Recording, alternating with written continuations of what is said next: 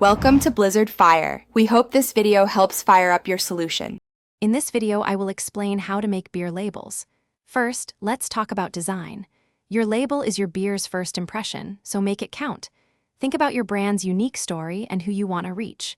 A great label tells that story at a glance. Pick a catchy name and a logo that stands out. Also, choose colors that match your beer's style, like a crisp blue for a lager or a rich amber for an ale. Remember to include all the necessary legal information clearly. Next, let's explore the materials and printing methods for your beer labels. You'll want materials that can withstand moisture and temperature changes, so durability is key. Options range from standard paper to more robust vinyl or clear film, each offering a different look and feel. Think about whether you prefer self-adhesive labels for easy application or traditional glue-applied ones.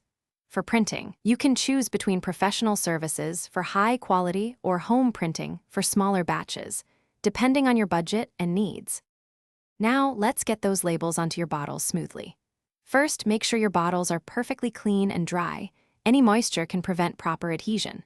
For a professional look, aim for consistent placement on every bottle.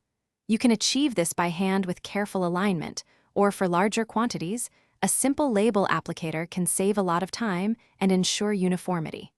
Press firmly from the center outwards to avoid any unsightly bubbles or wrinkles, giving your beer a polished finish.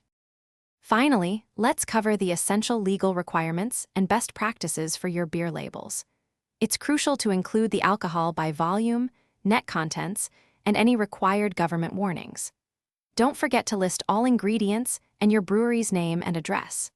Pay close attention to font sizes to ensure all mandatory information is easily readable and meets regulatory guidelines. Always proofread every single word on your label at least 2 or 3 times before sending it to print to catch any errors. Thanks for watching. If you found this helpful, don't forget to like and subscribe.